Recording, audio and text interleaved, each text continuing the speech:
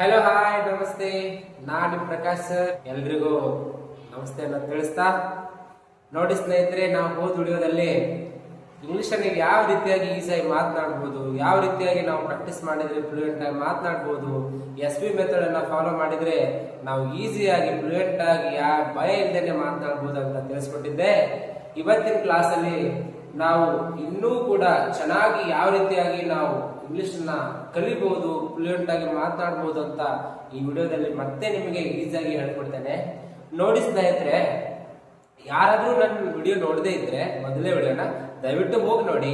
ಯಾಕಂದ್ರೆ ಮೊದಲೇ ವಿಡಿಯೋ ನೋಡಿದ್ರೆ ತಾನೇ ಎರಡನೇ ವಿಡಿಯೋ ನೀಟಾಗಿ ಅರ್ಥ ಆಗೋದು. ಯಾರಾದ್ರೂ ಕೂಡ ಫಸ್ಟ್ ವಿಡಿಯೋ ನೋಡದೇ ಇದ್ರೆ, ಯಾರಾದ್ರೂ ಹೊಸದಾಗಿ ನೋಡ್ತಾ ಇದ್ರೆ ದಯವಿಟ್ಟು ಮೊದಲೇ ವಿಡಿಯೋ ನೋಡ್ಕೊಂಡು ಬನ್ನಿ, ಚೆನ್ನಾಗಿ ಈ ವಿಡಿಯೋ ಅರ್ಥ ಆಗುತ್ತೆ. ನೋಡಿ, ನಮ್ಗೆ ಈ ಟೆನ್ಸ್ ಅಂತ ಇದೆ ಇಂಗ್ಲಿಷ್ ನಲ್ಲಿ. ಈ ಟೆನ್ಸ್ ಅಂತಕ್ಕಂಥದ್ದು ತಲೆಬ್ಯಾನೆ ಮಾರಾರೆ, ಇದನ್ನ ನಾವು ಬಿಡೋಕೆ ಆಗಲ್ಲ. ಈ ಟೆನ್ಸ್ ನ ಕಲಿಬೇಕಾದ್ರೆ ಹೆಚ್ಚು ಕಡಿಮೆ ಬಹಳಷ್ಟು ದಿನ ಬೇಕಾಗುತ್ತೆ. ಈ ಟೆನ್ಸ್ ನೆನಪಿಟ್ಟುಕೊಳ್ಳೋದ್ರೆ ನಮ್ಮ ಅರ್ಧ ಜೀವನನೇ ಮುಗಿದೋಗ್ಬಿಡುತ್ತೆ. ಈಗಲ್ಲ, ನಾನು ಇದನ್ನ ಒಂದು ಕಟ್ಟು ಕಥೆಯ ಮೂಲಕ ಒಂದು ಚೆನ್ನಾಗಿ ನಿಮ್ಗೆ ಟೆನ್ಸ್ ಅನ್ನ ಯಾವ ರೀತಿಯಾಗಿ ಕಲಿಬೇಕು ಅಂತ ಹೇಳ್ಕೊಡ್ತೇನೆ. ನೋಡಿ ಸ್ನೇಹಿತರೆ, ಇದು ನಾನು ಕಟ್ಟಿರುವ ಕಟ್ಟುಕತೆ. ಯಾವ ವಸ್ತು, ವ್ಯಕ್ತಿ, ಪರಿಸ್ಥಿತಿಗೂ ಸಂಬಂಧಿಸಿದ್ದಲ್ಲ.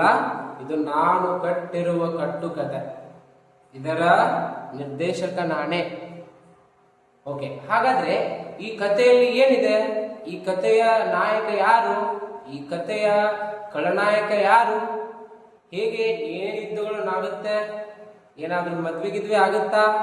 ಯಾರ ಜೊತೆ ಆದ್ರೂ ಮದ್ವೆ ಆಗುತ್ತಾ? ಇಲ್ಲಿ ಯಾರಾದ್ರೂ ಹೀರೋಯಿನ್ಗಳಿದ್ದಾರ? ಎಷ್ಟು ಜನ ಹೀರೋಯಿನ್ಗಳಿರ್ಬೋದು, ಎಷ್ಟು ಜನ ಹೀರೋಗಳಿರ್ಬೋದು? ಎಲ್ಲಾದ್ರೂ ನೋಡೋಣ. ಇದು ನಾನು ಸೃಷ್ಟಿಸಿದ ಕತೆ, ನೆನಪಿರ್ಲಿ, ಕಟ್ಟುಕತೆ. ನೋಡಿ ಸ್ನೇಹಿತರೆ, ಒಂದಾನೊಂದು ಕಾಲದಲ್ಲಿ ಬ್ರಿಟಿಷ್ ಎಂಬ ಒಂದು ದೇಶದಲ್ಲಿ SBO ಎಂಬ ರಾಜಮನೆತನವಿತ್ತು. ರಾಜಮನೆತನದ ಹೆಸರು SBO. ನಾ ಹೇಳ್ತಿದ್ದಲ್ಲ, SBO ಮೆಥಡ್ ಅಂತ, SBO ಮೆಥಡ್ ಅಂತ. ಅದೇ ರಾಜಮನೆತನ ಇದು. ಈ ಮನೆತನದ ಮಹಾಪುರುಷ, ಮಹಾರಾಜ, ಮೂಲ ಪುರುಷನೇ ಯಾರು ಗೊತ್ತಾ? ಅವನೇ ಟೆನ್ಸ್. ನೋಡಿ, ಈ ಟೆನ್ಸ್ಗೆ 3 ಜನ ಹೆಂಡತಿಯರು. ಮೊದಲನೆಯ ಮಹಾರಾಣಿ ಪಾಸ್ಟ್ ಟೆನ್ಸ್, ನಂತರದ ಎರಡನೆಯ ರಾಣಿ ಪ್ರೆಸೆಂಟ್ ಟೆನ್ಸ್, ಮೂರನೆಯ ಚಲುವಾದ ಯುವರಾಣಿ ಅವಳು ಫ್ಯೂಚರ್ ಟೆನ್ಸ್. ನೋಡಿ, 3 ಹೆಂಡತಿಯರನ್ನು ಮಾಡಿಕೊಂಡ ಮಹಾರಾಜ ಬಹಳ ಪುಣ್ಯವಂತ. ನೋಡಿ, ಈ ಫಾಸ್ಟ್ ಟೆನ್ಸ್ಗೆ 4 ಗಂಡು ಮಕ್ಕಳು, ಪ್ರೆಸೆಂಟ್ ಟೆನ್ಸ್ಗೆ 4 ಗಂಡು ಮಕ್ಕಳು, ಅದೇ ರೀತಿ ಫ್ಯೂಚರ್ ಟೆನ್ಸ್ಗೂ 4 ಗಂಡು ಮಕ್ಕಳು. ನೋಡಿ, ಒಟ್ಟಿನಲ್ಲಿ ಈ ಟೆನ್ಸ್ಗೆ 12 ಜನ ಮಕ್ಕಳು, ಅವರೆಲ್ಲರೂ ಗಂಡು ಮಕ್ಕಳು. ಬ್ಲಾಕ್ ಲೆಟರ್ಸ್ ಇಂದ ಬರೆದಿರ್ತಕ್ಕಂಥ ಎಲ್ಲ ಇವರು ಏನಿದಾರಲ್ಲ ಮಕ್ಕಳಿದಾರಲ್ಲ, ಇವರು ಏನಂದ್ರೆ ಗಂಡು ಮಕ್ಕಳು. ನೋಡಿ, ಈ ಮಹಾಪುರುಷನಿಗೆ 12 ಜನ ಗಂಡು ಮಕ್ಕಳಿದ್ದಾರೆ. ಅದೇ ರೀತಿ ಇವರ ಹೆಸರು ಏನ್ ಗೊತ್ತಾ? ಇವ್ರ ಹೆಸರು ಏನ್ ಗೊತ್ತಾ? Simple past tense, past continuous tense, past perfect tense, past perfect continuous tense. ಅದೇ ರೀತಿ ನೋಡಿ, ಈ ಪ್ರೆಸೆಂಟ್ ಟೆನ್ಸ್ಗೆ 4 ಗಂಡು ಮಕ್ಕಳಿದ್ದಾರೆ. ಅವ್ರು ಗೊತ್ತಾ? Simple present tense, present continuous tense, present perfect tense, present perfect continuous tense. ನೋಡಿ, ನಾನೇ ಬಿಡ್ಲಿ, ನಾನು 4 ಗಂಡು ಮಕ್ಕಳು ಹಡಿತೀನಂತ ಅರ್ಧೇ ಬಿಟ್ಲು ಯುವರಾಣಿ. ನೋಡ್ರಿ, ಅವ್ರು ಯಾರು ಗೊತ್ತಾ? Simple future tense, future continuous tense, future perfect tense and future perfect continuous tense. ನೋಡಿ, ಈ ಎಲ್ಲ ರಾಜರಿಗೂ ಕೂಡ ಮದ್ವೆ ಆಯ್ತು. ಮದ್ವೆ ಆದ ನಂತರ ಇವರಿಗೂ ಕೂಡ ಮಕ್ಕಳು ಜನಿಸಿದವು. ನೋಡಿ, ಈ ರಾಜನಿಗೆ, ಮಹಾರಾಜನಿಗೆ, ಟೆನ್ಸ್ಗೆ ಎಲ್ಲರೂ ಗಂಡು ಮಕ್ಕಳೇ. ಯಾವ ಹೆಣ್ಣು ಮಕ್ಕಳು ಇರಲಿಲ್ಲ. ಆದರೆ ವಿಪರ್ಯಾಸ, ಕಥೆಯ ಟ್ವಿಸ್ಟೇ ಬೇರೆ ಇದೆ. ಇವನಿಗೆ ಒಬ್ಬ ಮೊಮ್ಮಗನೂ ಕೂಡ ಇರಲಿಲ್ಲ. ಹುಟ್ಟಿದ ಮಕ್ಕಳೆಲ್ಲವೂ ಮೊಮ್ಮಕ್ಕಳೇ ಆಗಿದ್ದವು. ಸಿಂಪಲ್ ಪಾಸ್ಟ್ ಟೆನ್ಸ್ ನ ಮಗಳು ಡಿಡ್, ಪಾಸ್ಟ್ ಕಂಟಿನ್ಯೂಸ್ ಟೆನ್ಸ್ ನ ಇಬ್ಬರು ಮಕ್ಕಳು ವಾಸ್ ವರ್, ಮತ್ತೆ ಪಾಸ್ಟ್ ಪರ್ಫೆಕ್ಟ್ ಟೆನ್ಸ್ ನ ಮಗಳು had, past perfect continuous tense ನ ಮಗಳು had been.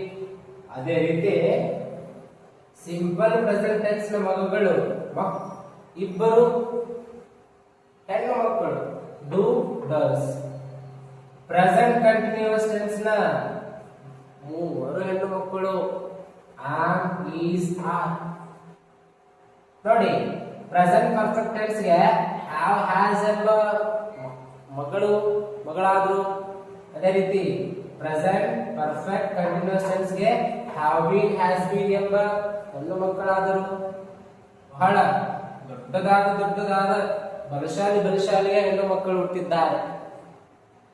Simple future tense ಗೆ ವಿಲ್ ಶಾಲ್ ಎಂಬ ಮಕ್ಕಳು, ಫ್ಯೂಚರ್ ಕಂಟಿನ್ಯೂಸ್ ಟೆನ್ಸ್ ಗೆ ವಿಲ್ ಬಿ ಶಾಲ್ ಬಿ ಎಂಬ ಮಕ್ಕಳು, ಫ್ಯೂಚರ್ ಪರ್ಫೆಕ್ಟ್ ಟೆನ್ಸ್ ಗೆ ವಿಲ್ ಹ್ಯಾವ್ ಶಾಲ್ ಹ್ಯಾವ್ ಎಂಬ ಮಕ್ಕಳು. ಅದೇ ರೀತಿ ಫ್ಯೂಚರ್ ಪರ್ಫೆಕ್ಟ್ ಕಂಟಿನ್ಯೂಸ್ ಟೆನ್ಸ್ ಗೆ will have been shall have been ಎಂಬ ಮಕ್ಕಳುಗಳಾದರು. ನೋಡಿ, ಎಲ್ಲ ರಾಜನಿಗೆ ಇರುವ ಮಕ್ಕಳೆಲ್ಲವೂ ಗಂಡು ಮಕ್ಕಳು. ರಾಜನಿಗೆ 12 ಗಂಡು ಮಕ್ಕಳು, ಆದರೆ ಹುಟ್ಟಿದ ಮೊಮ್ಮಕ್ಕಳೆಲ್ಲವೂ ಹೆಣ್ಣು ಮಕ್ಕಳುಗಳೇ ಆಗಿದ್ದವು. ನೋಡಿ ಪರ್ಯಾಸ ಹೇಗಿದೆ. ಅದೇ ಒಂದು ರಾಜ್ಯದಲ್ಲಿ ಸಬ್ಜೆಕ್ಟ್ ಎಂಬ ಮತ್ತೊಂದು ಮನೆತನ, ಅಲ್ಲಿ ಇರತಕ್ಕಂತ ಎಲ್ಲರೂ ಗಂಡು ಮಕ್ಕಳೇ ಆಗಿದ್ದರು. I, we, you, he, she, it, they ಎಂಬ 8 ಜನ ಗಂಡು ಮಕ್ಕಳಿದ್ದರು. ಇಲ್ಲಿ ಯು ಮತ್ತು ಯು ಇದೆಯಲ್ಲ, ಇವು ಅವಳಿ ಜವಳಿ ಮಕ್ಕಳು. ಇವು ನೋಡಕ್ ಒಂದೇ ಗತಿ ಇದ್ದಾರೆ, ಅದು ಬೇರೆ ಬೇರೆ. ಗೊತ್ತಾಯ್ತಾ? ಓಕೆ. ಹೀಗೆ ಬ್ರಿಟಿಷ್ ದೇಶ ಚೆನ್ನಾಗಿ ಸಾಕ್ತಿರ್ಬೇಕಾದ್ರೆ, ಆ ದೇಶದಲ್ಲಿ ಎಲ್ಲವೂ ಚೆನ್ನಾಗಿ ಸಾಕ್ತಿರ್ಬೇಕಾದ್ರೆ ನೋಡಿದೆ ಅಲ್ವಾ, ಈ SVO ಮನೆತನದ ಟೆನ್ಸ್ ಮಹಾರಾಜ ಈ ಒಂದು ಸಬ್ಜೆಕ್ಟ್ ಮನೆತನದ ಮೇಲೆ ಯುದ್ಧವನ್ನು ಸಾರಬೇಕೆಂದು ಪಣ ತೊಟ್ಟ. ಹೇಳ್ತಾರೆ SVO ಮೆಥಡ್, ಹೇಳ್ತಾರೆ SVO ಮೆಥಡ್ ರಾಜ ಮನೆತನದ ಟೆನ್ಸ್ ಹೇಳ್ತಾರೆ, ನಾನು ನಿಮ್ಮ ಮೇಲೆ ಯುದ್ಧ ಸಾರುತ್ತೇವೆ, ಸಬ್ಜೆಕ್ಟ್ ಮನೆತನದವರೇ ಯುದ್ಧ ಮಾಡಲು ಸಿದ್ಧರಾಗಿ ಎಂದ. ಬೇಡ ಮಹಾರಾಜ, ನಾವು ನಿಮ್ಮಷ್ಟು ಬೆಳೆದ ಮನೆತನವರಲ್ಲ, ನಾವೇನಾದರೂ ನಿಮಗೆ ಇತ್ತ ಕೆಳಗೆ ಇದ್ದೇವೆ, ನಮ್ಮ ಜೊತೆ ಯುದ್ಧ ಮಾಡಬೇಡ ಎಂದ. ಅದು ಹೇಗೆ? ನಾವು ಶೂರ್ಯಎಂದು ಗೊತ್ತಾಗಬೇಕಲ್ಲವೇ? ಬ್ರಿಟಿಷ್ ಸಾಮ್ರಾಜ್ಯಕ್ಕೆ ನಾವು ಯುದ್ಧ ಮಾಡುತ್ತೇವೆ ಎಂದು ಘಂಟಾಘೋಷವಾಗಿ ಹೇಳಬಿಟ್ಟ. ಟೆನ್ಸ್ ಇರಲಿ ಬಿಡಿ, ನಾವೆಲ್ಲವೂ ಸಿದ್ಧರಾಗಿದ್ದೇವೆ ಎಂದು ಹೇಳಿಬಿಟ್ಟರು. ಇವರೆಲ್ಲ ಗಂಡ ಮಕ್ಕಳು. ಯುದ್ಧ ಶುರುವಾಯಿತು. ಯುದ್ಧದಲ್ಲಿ ಕಾಳಗ ರಣ ಭೀಕರವಾಗಿತ್ತು. ಯುದ್ಧ ಆರಂಭವಾಯಿತು. SVO ಮನೆತನದ ಟೆನ್ಸ್ ಮೂಲ ಪುರುಷ ಯುದ್ಧವನ್ನು ಆರಂಭಿಸಿ ಬಿಟ್ಟ. ಸಬ್ಜೆಕ್ಟ್ ಮನೆತನದವರು ಕೂಡ ಹಿಂಜರಿಯಲಿಲ್ಲ. ಯುದ್ಧ ನಡೆಯಿತು. ಯುದ್ಧ ಮಾಡುವ ಸಂದರ್ಭದಲ್ಲಿ ಸಬ್ಜೆಕ್ಟ್ ಮನೆತನದ ರಾಜರುಗಳು ಟೆನ್ಸ್ ಎಲ್ಲ 12 ಜನ ಮಕ್ಕಳನ್ನು ಕೊಂದು ಹಾಕಿ ಬಿಟ್ಟರು. ಸಬ್ಜೆಕ್ಟ್ ಮನೆತನದವರು. ಮಹಾರಾಜನಿಗೆ ಶೋಕಕ್ಕೆ ಪಾರವೇ ಇಲ್ಲ. ಗಂಡು ಮಕ್ಕಳನ್ನು ಕಳೆದುಕೊಂಡ ಮಹಾರಾಜ ನೋಡಿ, SVO ಮನೆತನದನಾದವನ ನಾನು ನಿಮ್ಮ ಮುಂದೆ ಕೇಳಿಕೊಳ್ಳುತ್ತಿದ್ದೇನೆಂದರೆ, ನೋಡಿ ಸಬ್ಜೆಕ್ಟ್ ಮನೆತನದವರೇ, ನಾವು ಪ್ರೀತಿಯಿಂದ ಮೊಮ್ಮಕ್ಕಳನ್ನು ಹೆಲ್ಪಿಂಗ್ HV ಎಂದು ಕರೆಯುತ್ತೇವೆ. ಅವರನ್ನು ನಿಮ್ಮ ಮಕ್ಕಳಿಗೆ ಮದುವೆ ಮಾಡಿಕೊಟ್ಟು ಬಿಡುತ್ತೇವೆ. ನಮ್ಮನ್ನು ಬಿಟ್ಟು ಬಿಡಿ, ಸಂಧಾನ ಮಾಡಿಕೊಂಡು ಬಿಡಿ. ನಾವು ನಿಮಗೆ ಕಪ್ಪ ಕಾಣಿಕೆಯಾಗಿ ಪ್ರೀತಿಯಿಂದ ನಮ್ಮ ಮಕ್ಕಳಿಗೆ, ನಿಮ್ಮ ಮನೆತನದ ಮಕ್ಕಳಿಗೆ ಮದುವೆ ಮಾಡಿಕೊಡುತ್ತೇವೆ ಎಂದು ಹೇಳಿಬಿಟ್ಟ. ಆಗ ಪಾಪ ಸಬ್ಜೆಕ್ಟ್ ಮನೆತನದವರು ಕನ್ನಡಿಗರ ಹಾಗೆಯೇ ಹೃದಯ ವೈಶಾಲ್ಯದವರು. ಆಗಲಿ ನೀನು ಇಷ್ಟು ಕೇಳಿಕೊಂಡಿರುತ್ತಿದೆಯಲ್ಲ, ನಾನು ಒಪ್ಪಿಕೊಳ್ಳುತ್ತೇನೆ ಎಂದು ಬಿಟ್ಟ ಸಬ್ಜೆಕ್ಟ್ ಮನೆತನದ ಮಹಾರಾಜ. ಆದರೆ ಒಂದು ಕಂಡೀಷನ್ಸ್ ಹಾಕ್ತಾನೆ. ಆಯ್ತು ಮಹಾರಾಜ, ಆಯ್ತು ಟೆನ್ಸ್ ಮಹಾರಾಜರೇ, ನೀವು ಹೇಳಿದ ಹಾಗೆ ಆಗಲಿ. ಆದರೆ ನನ್ನೊಂದಿಷ್ಟು ಷರತ್ತುಗಳಿವೆ, ನನ್ನೊಂದಿಷ್ಟು ಕಂಡೀಷನ್ಸ್ಗಳಿವೆ. ಆ ಕಂಡೀಷನ್ಸ್ಗೆ ಒಪ್ಪುವುದಾದರೆ ಮಾತ್ರ ನಾನು ನಿಮ್ಮ ಮನೆಯ ಮಕ್ಕಳನ್ನು ನನ್ನ ಮನೆಯ ಗಂಡು ಮಕ್ಕಳೊಂದಿಗೆ ಮದುವೆ ಮಾಡಿ ವಿಜೃಂಭಣೆಯಿಂದ ನಾನು ಇಡೀ ಬ್ರಿಟಿಷ್ ಸಾಮ್ರಾಜ್ಯದಲ್ಲಿ ಕಾಣದ ಕಿವಿ ಕೇಳದ ದೊಡ್ಡ ಸಾಮ್ರಾಜ್ಯವನ್ನು ನಿರ್ಮಾಣ ಮಾಡುತ್ತೇನೆ ಎಂದು ಹೇಳಿಯೇ ಬಿಟ್ಟ ಸಬ್ಜೆಕ್ಟ್ ಮನೆತನದ ಮಹಾರಾಜ. ಆಗಲಿ ನೀವು ಹೇಳಿದಂತೆ ಆಗಲಿ ಎಂದ ಟೆನ್ಸ್ ಮಹಾರಾಜ. ಪಾಪ ಗಂಡು ಮಕ್ಕಳನ್ನು ಕಳೆದುಕೊಂಡ ಶೋಕ ಆರಿರಲಿಲ್ಲ. ಮದುವೆಗೆ ಎಲ್ಲವೂ ಸಿದ್ಧವಾಯಿತು. ನೋಡಿ ಹೇಳ್ತಾನೆ ಸಬ್ಜೆಕ್ಟ್ ಮನೆತನದ ಮೂಲ ಪುರುಷ ಹೇಳ್ತಾನೆ, ನೋಡಿ ನಿಮ್ಮ ಡಿಡ್ ಮೊಮ್ಮಗಳನ್ನು ನಾನು ಯಾವ ನನ್ನ ಮನೆತನದ ಗಂಡು ಮಕ್ಕಳಿಗೆ ಕೇಳಿದರೂ ನೀನು ಕೊಡಬೇಕು, ಒಪ್ಪಿಕೊಳ್ಳಲೇಬೇಕು ಅಂತ.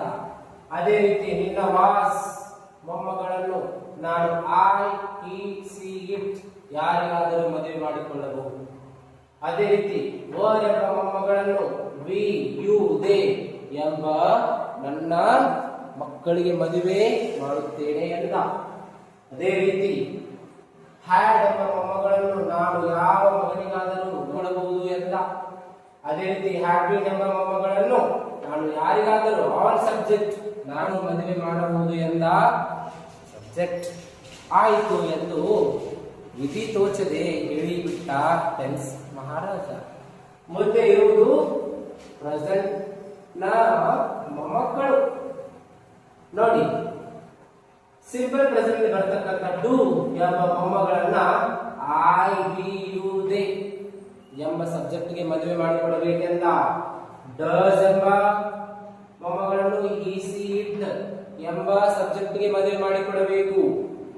ಎಂಬುದರ ಮೊಮ್ಮಗಳಿಗೆ ಈಸ್ ಎಂಬ ಮೊಮ್ಮಗಳಿಗೆ ಇಟ್ಟಲ್ಲಿ ಯಾರಾದರೂ, ಆರ್ ಎಂಬ ಮೊಮ್ಮಗಳಿಗೆ ದೇ ಎಂಬ ಯಾವುದಾದರೂ ಮೊಮ್ಮಗಳನ್ನು. ಅದೇ ರೀತಿ ಹ್ಯಾವ್ಗೆ ದೇ ಎಂಬ ಮೊಮ್ಮಕ್ಕಳನ್ನು, ಹ್ಯಾಸ್ಗೆ ಇಟ್ ಎಂಬ ಮೊಮ್ಮಕ್ಕಳನ್ನು, ಹ್ಯಾವ್ಗೆ ದೇ ಎಂಬ ಮೊಮ್ಮಕ್ಕಳನ್ನು, ಹ್ಯಾಸ್ಬಿನ್ಗೆ ಇಟ್ ಎಂಬ ಮೊಮ್ಮಕ್ಕಳನ್ನು ಹಾಗೂ ರಾಜ ನಿನ್ನ ಸುಂದರವಾದ ಮೊಮ್ಮಕ್ಕಳಿದ್ದಾರಲ್ಲ ಅವರನ್ನು ಕೂಡ ಮದುವೆ ಮಾಡಿಕೊಡಬೇಕು, ಇಲ್ಲವಾದರೆ ಸಂಧಾನವೇ ಇಲ್ಲ ಎಂದ ಸಬ್ಜೆಕ್ಟ್ ಮನೆತನದ ಮಹಾರಾಜ. ಒಪ್ಪಿಕೊಳ್ಳಲೇಬೇಕಾದ ಪರಿಸ್ಥಿತಿ, ಕಿರೀಟ ಹೋಗುತ್ತದೆ, ಪ್ರಾಣವೇ ಹೋಗಬಹುದು, ಒಪ್ಪಿಕೊಳ್ಳಲೇಬೇಕಾಗುತ್ತದೆ. ನೋಡಿ ಶಾಲ್ ಎಂಬ ಮೊಮ್ಮಗಳನ್ನು ಅಥವಾ ವಿಗೆ ಮದುವೆ ಮಾಡಿಕೊಡಬೇಕು. ವಿಲ್ ಎಂಬ ಮೊಮ್ಮಗಳನ್ನು ಇಟ್ ದೇ ಮೊಮ್ಮಕ್ಕಳಿಗೆ ಮದುವೆ ಮಾಡಿಕೊಡಬೇಕು. ಅದೇ ರೀತಿ ಶಾಲ್ ಬಿ ಎಂಬ ಮೊಮ್ಮಗಳನ್ನು ಅಥವಾ ವಿಗೆ ಮದುವೆ ಮಾಡಿಕೊಡಬೇಕು. ವಿಲ್ ಬಿ ಎಂಬ ಮೊಮ್ಮಗಳನ್ನು ಇಟ್ ದೇ ಎಂಬುವರಿಗೆ ಮದುವೆ ಮಾಡಿಕೊಡಬೇಕು. ಶಾಲ್ ಹ್ಯಾವ್ಗೆ ಅಥವಾ ವಿ, ವಿಲ್ ಹ್ಯಾವ್ಗೆ ಇಟ್ ಅಥವಾ ದೇವರಿಗೆ ಮದುವೆ ಮಾಡಿಕೊಡಬೇಕು. ನಂತರ ಶಾಲ್ ಹ್ಯಾವ್ ಬಿಗೆ ಅಥವಾ ವಿಗೆ, ವಿಲ್ ಹ್ಯಾವ್ ಬಿಗೆ ಇಟ್ ದೇ ಯಾವುದಾದರಿಗೂ ಮದುವೆ ಮಾಡಿಕೊಡು ಅಂದಾಗ ಮಾತ್ರ ಯುದ್ಧ ನಿಲ್ಲುತ್ತದೆ, ಇಲ್ಲವಿದ್ದರೆ ನಿನ್ನ ತಲೆ ಕೆಳಗಾಗುತ್ತದೆ ಎಂದು ಬಿಟ್ಟ ಸಬ್ಜೆಕ್ಟ್ ಮನೆತನದ ಮಹಾರಾಜ. ಒಪ್ಪಿಕೊಳ್ಳಲೇಬೇಕಾದ ಪರಿಸ್ಥಿತಿ, ಒಪ್ಪಿಕೊಂಡ. ಹಾಗಾದರೆ ಮದುವೆ ಮಾಡಿಬಿಡಿ ಎಂದ. ಮದುವೆ ಮಾಡಲು ಎಲ್ಲವೂ ಸನ್ನದ್ಧವಾಯಿತು. ಮದುವೆ ಮಂಟಪ ರೆಡಿಯಾಯಿತು. ಎಲ್ಲ ಬಂಧು ಬಳಗದವರು ಬಂದರು. ಅವರು ಹೇಳಿದ್ದಾರೆ, ಆದರೆ ಒಂದು ವಿನಂತಿ ಮಹಾರಾಜರೇ, ಒಂದು ವಿನಂತಿ ಮಹಾರಾಜರೇ ಹೇಳ್ತಾನೆ. ಈಗ ಟೆನ್ಸ್ ಹೇಳ್ತಾನೆ, ನೋಡಿ ಸಬ್ಜೆಕ್ಟ್ ಮನೆತನದವರೇ, ಒಂದು ವಿನಂತಿ ಇದೆ. ಏನು ಗೊತ್ತಾ? ಹೇಳ್ತಾನೆ, ನಾಳೆಗೆ SVO ಮೆಥಡ್ ಅಂದ್ರೆ ಬಹಳ ಇಷ್ಟ. ಆ SVO ಮೆಥಡ್ ಪ್ರಕಾರನ ಮದುವೆ ಮಾಡಿಕೊಳ್ಳಿ. ನನಗೇನು ಇಷ್ಟ ಗೊತ್ತಾ, ಯಾವ ರೀತಿ ಮದುವೆ ಆಗ್ಬೇಕಂದ್ರೆ ನನ್ನ ಮೊಮ್ಮಕ್ಕಳನ್ನ ನಿನ್ನ ಮೊಮ್ಮಕ್ಕಳ ಎಡಗಡೆಗೆ ನಿಲ್ಲಿಸಿ ಮದುವೆ ಮಾಡಿಕೊಡಬೇಕು. ಎಲ್ಲ ಬಂಧು ಬಳಗದವರು ಕೂಡ ಬಂದು ಎಂದ ಆಯಿತು, ಇಷ್ಟದಂತೆ ಆಗಲಿ ಎಂದು ಬಿಟ್ಟ ಸಬ್ಜೆಕ್ಟ್ ಮನೆತನದ ಮಹಾರಾಜ. ಇನ್ನೇನು ಮದುವೆ ಆಗಬೇಕು. ಕೊನೆಗೆ ಇಲ್ಲಿ ಮದುವೆಯಲ್ಲಿ ಒಂದಿಷ್ಟು ಸಂಪ್ರದಾಯಗಳಿದ್ದವು. ಆ ಸಂಪ್ರದಾಯಗಳಿರ್ತವೆ ನೋಡಿ. ಸಿಂಪಲ್ ಎಂಬುದು ಒಂದು ವಿಧದ ಮದುವೆ ಕಾರ್ಯಕ್ರಮ, ಕಂಟಿನ್ಯೂಸ್ ಎಂಬುದು ಮತ್ತೊಂದು ವಿಧದ ಕಾರ್ಯಕ್ರಮ, ಅದೇ ರೀತಿ ಪರ್ಫೆಕ್ಟ್ ಎಂಬುದು ಮತ್ತೊಂದು ವಿಧದ ಕಾರ್ಯಕ್ರಮ, ಅದೇ ರೀತಿ ಪರ್ಫೆಕ್ಟ್ ಕಂಟಿನ್ಯೂಸ್ ಎಂಬುದು ಮತ್ತೊಂದು ವಿಧದ ಮದುವೆ ಕಾರ್ಯಕ್ರಮ. ನೋಡಿ ಹೇಳ್ತಾನೆ, ಪಾಸ್ಟ್ ನಲ್ಲಿ ಹೇಳ್ತಾನೆ subject plus verb two plus object, ಈ ಒಂದು ಮೆಥಡ್ ಇಂದ ಮದುವೆ ಮಾಡಿಕೊಡು ಅಂತ ಹೇಳ್ತಾನೆ. ಆಯ್ತು, ಓಕೆ. ಪ್ರೆಸೆಂಟ್ ಅಲ್ಲಿ ಸಿಂಪಲ್ ಅಲ್ಲಿ ನನಗೆ subject plus V1 plus object ಇಂದ ಮದುವೆ ಮಾಡಿಕೊಡು ಅಂತ ಹೇಳ್ತಾನೆ. ಆಯ್ತು, ಓಕೆ ಅಂತಂದ. ಅದೇ ರೀತಿ ಫ್ಯೂಚರ್ ನಲ್ಲಿ ನೋಡಿ ಅವನು ಹೇಳ್ತಾನೆ ಹೆಲ್ಪಿಂಗ್ ವರ್ಬ್, ನೋಡಿ subject plus helping verb plus V1 plus object, ಈ ರೀತಿಯಾಗಿ ಮದುವೆ ಮಾಡಿಕೊಡಿ ಎಂದ. ಓಕೆ ಮಾಡೋಣ ಎಂದರು. ನೋಡಿ ಇಲ್ಲಿ ಕಂಟಿನ್ಯೂಸ್ ಇದೆಯಲ್ಲ, ಎಲ್ಲ ಕಂಟಿನ್ಯೂಸ್ಗೆ ಅಂತಂದ್ರೆ ಪಾಸ್ಟ್ ಕಂಟಿನ್ಯೂಸ್ಗೆ, ಪ್ರೆಸೆಂಟ್ ಕಂಟಿನ್ಯೂಸ್ಗೆ, ಫ್ಯೂಚರ್ ಕಂಟಿನ್ಯೂಸ್ಗೆ ಇದೇ ರೀತಿ ಮದ್ವೆ. ಯಾವ ರೀತಿ ಅಂದ್ರೆ ನೋಡಿ, ಸಬ್ಜೆಕ್ಟ್ ಆದವನು ಬಲಗಡೆ ನಿಲ್ಲಬೇಕು, ಅವನಿಗೆ ಮದುವೆಯಾಗುವ ಮೊಮ್ಮಗಳು ಅವನ ಪಕ್ಕದಲ್ಲಿಯೇ ನಿಲ್ಲಬೇಕು, ಬಂದು ಬಳಗದವರಾದ ಆಬ್ಜೆಕ್ಟ್ ಕೊನೆಗೆ ನಿಲ್ಲಬೇಕು, ಮದುವೆಗೆಂದು ಬಂದ ಉಳಿದ ವರ್ಬ್ಗಳು ಏನಿದೆ ಅಲ್ಲ ಅವುಗಳ ಮಧ್ಯೆ ನಿಲ್ಲಬೇಕು. ಏಕೆಂದರೆ ನಮ್ಮ ಸಂಪ್ರದಾಯ SVO, ನನಗೆ ಮೊದಲು ನಿಮ್ಮ ಸಬ್ಜೆಕ್ಟ್ ಇರಬೇಕು, ನಂತರ ಅಲ್ಲಿ ಮಕ್ಕಳು ಏನಿರಬೇಕು, ನನ್ನ ಮೊಮ್ಮಗಳಿರಬೇಕು, ಕೊನೆಯಲ್ಲಿ ಆಬ್ಜೆಕ್ಟ್ ಇರಬೇಕು, ನಡುವೆ ನನಗೆ ವರ್ಬ್ಗಳಿರಬೇಕು. ಅದೇ ರೀತಿ ಪರ್ಫೆಕ್ಟ್ ಅಲ್ಲಿ ಕೂಡ subject helping verb plus V3 plus object ಇರಬೇಕೆಂದ. ಪರ್ಫೆಕ್ಟ್ ಕಂಟಿನ್ಯೂಸ್ ನಲ್ಲಿ ಸಬ್ಜೆಕ್ಟ್ ಹೆಲ್ಪಿಂಗ್ ವರ್ಬ್ ಇರಬೇಕು, ಲಾಸ್ಟ್ ಆಬ್ಜೆಕ್ಟ್ ಅಲ್ಲಿ ಇರಬೇಕು, ನಡುವೆ ವರ್ಬ್ ಇರಬೇಕೆಂದ. ಈ ಉಳಿದಿರ್ತಕ್ಕಂಥ V3 ಆಗಿರ್ಲಿ V ಆಗಲಿ ಇವರೆಲ್ಲರೂ ಕೂಡ ಏನಪ್ಪಾ ಅಂತಂದ್ರೆ ಇವರು ಕೂಡ ಅವರ ಸಂಬಂಧಿಕರೇ ಆಗಿರ್ತಾರೆ. ಆದ್ರೆ ಆ ಸಂಬಂಧಿಕರು ಮದುವೆಯಲ್ಲಿ ಬಂದಿರ್ತಾರೆ. ಆ ಸಂಬಂಧಿಕರು ಎಲ್ಲಿ ಅಂದ್ರೆ ಯಾವಾಗ್ಲೂ ಸಬ್ಜೆಕ್ಟ್ ಹೆಲ್ಪಿಂಗ್ ವರ್ಬ್ ಮತ್ತೆ ಆಬ್ಜೆಕ್ಟ್ ನ ಮದುವೆಯಲ್ಲಿ ನಿಂತು ಫೋಟೋ ತೆಗೆಸ್ಕೊಂಡು ಪೋಸ್ಟ್ ಕೊಟ್ಟು ಹೋಗ್ತಾರೆ. ಇಷ್ಟು ಮದುವೆ ಕಾರ್ಯಕ್ರಮ ಶುರು ಮಾಡಿ ಬಿಡೋಣ ಎಂದು ಒಪ್ಪಿಕೊಂಡ. ಈ ರೀತಿಯಾಗಿ ನೋಡಿ, ನಾನು ಹೇಳಿದ್ದು ಸಿಂಪಲ್ ಇಷ್ಟೇ. ಈ ರೀತಿಯ ಒಂದು ಕಥೆಯನ್ನ ಹೇಳಿದ್ದೇನೆ. ಇಲ್ಲಿ ಇರ್ತಕ್ಕಂಥ ವಿಡಿಯೋನ ಒಂದು ಸ್ಕ್ರೀನ್ಶಾಟ್ ತಗೊಂಡು ಇಟ್ಕೊಂಡ್ಬಿಡಿ, ನಿಮ್ದೆ A4 ಶೀಟ್ ನಲ್ಲಿ ಬರೆದು ಇಟ್ಕೊಂಡ್ಬಿಡಿ. ನಾನು ಹೇಳಿರ್ತಕ್ಕಂಥ ಈ ಕಥೆ ಏನಿದೆ ಅಲ್ವಾ, ಈ ಕಥೆ ಕಟ್ಟು ಕಥೆಯಾಗಿರಬಹುದು, ಆದರೆ ನಾನು ಬರೆದಿರ್ತಕ್ಕಂಥ ಈ ಮಾಹಿತಿ ಇದೆಯಲ್ಲ, ನಿಮ್ಮ ಜೀವನ ಪೂರ್ತಿಯಾಗಿ ನಿಮಗೆ ಏನಾಗುತ್ತೆ ಅಂದ್ರೆ ಇಂಗ್ಲಿಷ್ ಕಲೀಲಿಕ್ಕೆ, ಇಂಗ್ಲಿಷ್ ನಲ್ಲಿ ಮಾತನಾಡ್ಲಿಕ್ಕೆ ಬಹಳ ಬಹಳ ಹೆಲ್ಪ್ ಆಗುತ್ತೆ. ನೋಡಿ, ಪ್ರತಿಯೊಂದು ಟೆನ್ಸ್ಗೆ ನಾನು ಎಕ್ಸಾಂಪಲ್ ಅನ್ನ ಹೇಳ್ತೇನೆ, ಯಾವ ರೀತಿಯಾಗಿ ಮಾಡ್ಬೇಕಂತಾನು ಹೇಳ್ತೇನೆ. ಮುಂದಿನ ಕ್ಲಾಸ್ ನಲ್ಲಿ ಒಂದು ಸೆಂಟೆನ್ಸ್ ಅನ್ನ ತೆಗೆದುಕೊಂಡು 12 7 84 ಒಂದು ಸೆಂಟೆನ್ಸ್ ಅನ್ನ ತೆಗೆದುಕೊಂಡು 84 ಸೆಂಟೆನ್ಸ್ ಹೇಗೆ ಮಾಡುವುದು ಅಂತ ಹೇಳ್ಕೊಡ್ತೇನೆ. ಅಲ್ಲಿವರೆಗೂ ನನ್ನ ವಿಡಿಯೋ ನೋಡುತ್ತಿದ್ದಿರಲ್ಲ, ನಿಮ್ಗೆಲ್ಲರೂ ಧನ್ಯವಾದಗಳನ್ನು ಹೇಳ್ತಾ, ಏನಾದರೂ ಈ ವಿಡಿಯೋ ಇಷ್ಟ ಆಗಿದ್ರೆ ದಯವಿಟ್ಟು ನೋಡಿ, ಲೈಕ್ ಮಾಡಿ, ಶೇರ್ ಮಾಡಿ. ಹೆಚ್ಚು ವೇಗದಲ್ಲಿ ಅನಿಸಿದ್ರೆ ಸ್ವಲ್ಪ ಸ್ಲೋ ಇಟ್ಕೊಂಡು ನೋಡಿ, ಸ್ಲೋ ಅನಿಸಿದ್ರೆ ಸ್ವಲ್ಪ ಫಾಸ್ಟ್ ಇಟ್ಕೊಂಡು ನೋಡಿ. ಏನಾದರೂ ನಿಮಗೆ ಏನಾದರೂ ಕಮೆಂಟ್ಸ್ ಮಾಡೋದಿದ್ರೆ ಕಮೆಂಟ್ ಸೆಕ್ಷನ್ ಅಲ್ಲಿ ನಿಮ್ಮ ಕಮೆಂಟ್ ಅನ್ನ ಡ್ರಾಪ್ ಮಾಡಿ. ನಿಮ್ಗೆ ಏನಾದ್ರೂ ಇನ್ನು ಯಾವ್ದಾದ್ರು ವಿಡಿಯೋ ಬೇಕಂತಂದ್ರೆ, ಯಾವ್ದಾದ್ರೂ ಸಂಬಂಧಪಟ್ಟಿರ್ತಕ್ಕಂತಹ ಇಂಗ್ಲಿಷ್ಗೆ ಸಂಬಂಧಪಟ್ಟಿರ್ತಕ್ಕಂಥ ಯಾವ್ದಾದ್ರೂ ನಿಮಗೆ ಸ್ವಲ್ಪ ಡೌಟ್ಸ್ ಇದ್ರೆ ನನಗೆ ಕಮೆಂಟ್ ಬಾಕ್ಸ್ ನಲ್ಲಿ ಡ್ರಾಪ್ ಮಾಡಿ. ನಾನು ತೆಗೆದುಕೊಂಡು ಮುಂದೆ ದಿನಮಾನಗಳಲ್ಲಿ ಅದರದ್ದು ವಿಡಿಯೋ ಮಾಡಲಿಕ್ಕೆ ನಾನು ಅಣಿಯಾಗ್ತೇನೆ ಅಂತ ಹೇಳ್ತಾ, ಇಲ್ಲಿಯವರೆಗೂ ಪೇಷನ್ಸ್ ಇಂದ ಈ ವಿಡಿಯೋನ ವಾಚಿಸ್ತಕ್ಕಂಥ ಎಲ್ಲ ನನ್ನ ವೀಕ್ಷಕರಿಗೂ ಧನ್ಯವಾದಗಳು ಹೇಳ್ತಾ ನನ್ನ ಈ ಒಂದು ವಿಡಿಯೋನ ಮುಗಿಸ್ತೇನೆ. ಧನ್ಯವಾದಗಳು. Bye. See you in the next video.